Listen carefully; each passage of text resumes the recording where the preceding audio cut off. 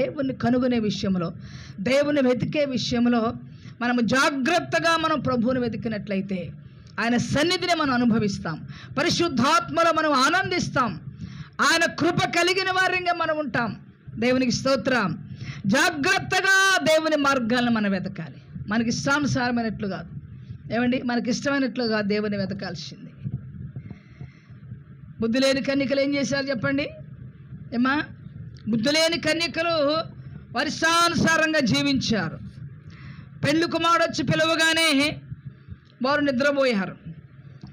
పెళ్లి కుమారుని స్వరం వినలేకపోయారు.